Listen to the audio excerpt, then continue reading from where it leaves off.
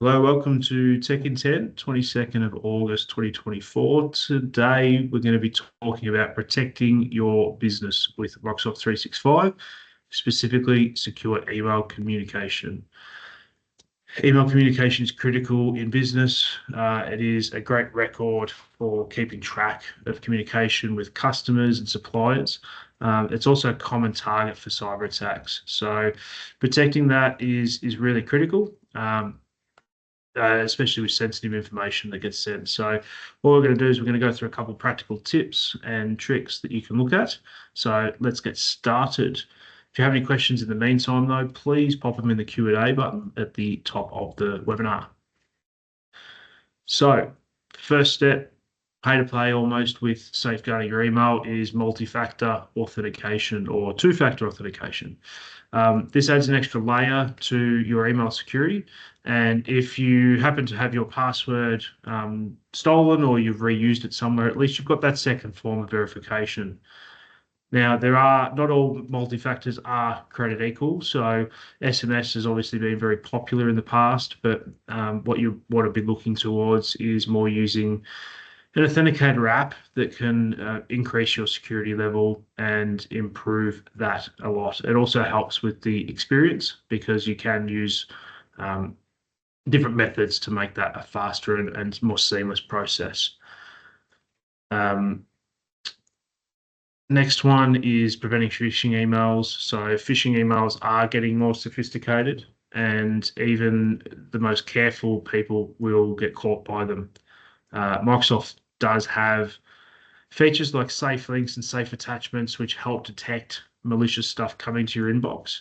But we can't always rely on these tools detecting it because campaigns are starting up or coming from different areas, and these cybercriminals are working around some of those protections. So education is still going to be key to be able to spot a phishing email or understand that's what it is.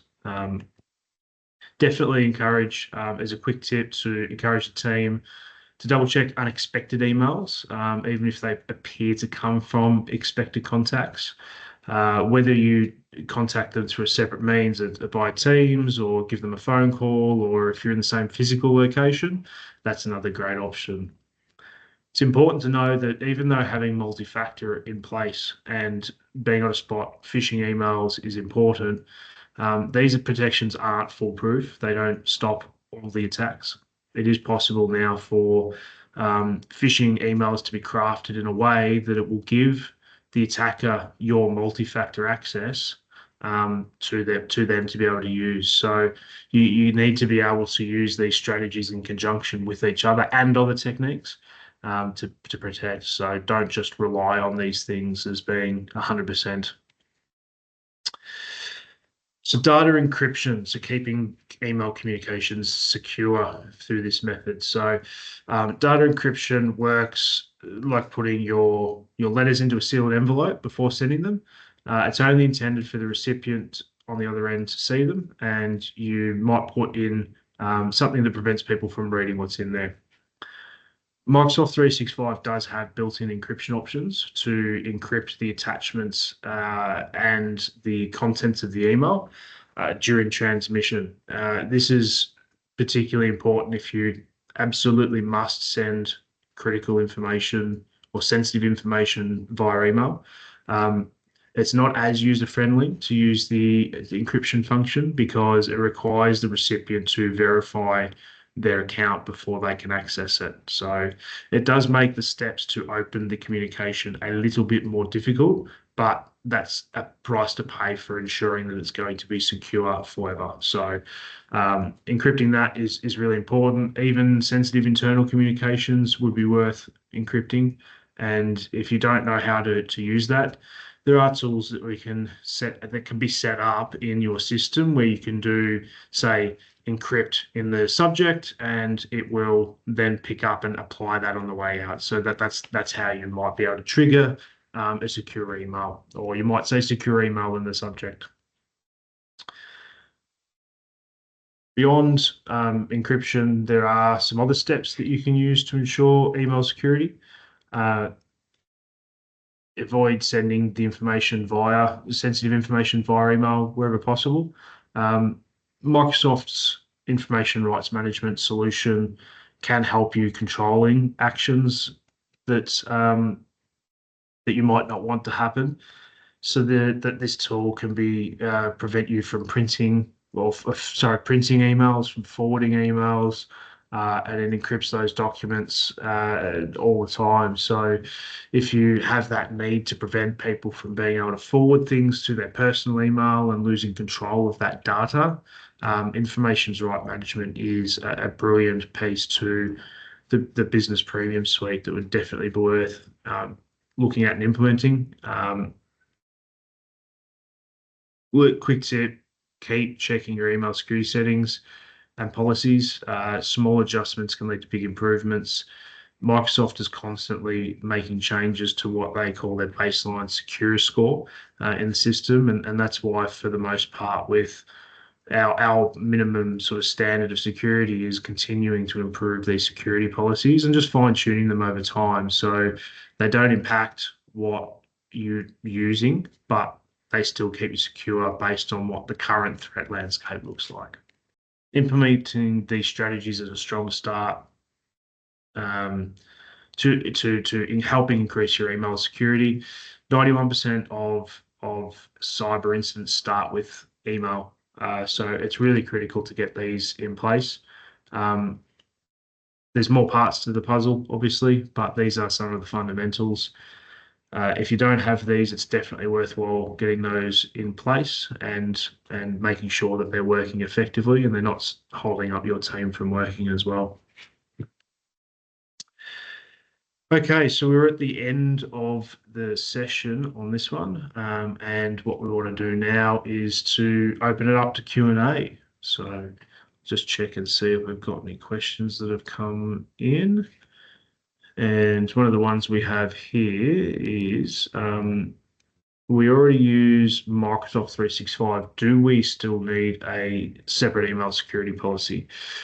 So the short answer is yes. So Microsoft does have certain things enabled by default, depending on when your tenancy was created. If your Microsoft account is quite dated, then your account will have very old security policies. So it's definitely worthwhile fine-tuning that to what the modern security looks like and making sure that you're got the best practices in place, you're handling the suspicious emails, and you're fine-tuning it to help you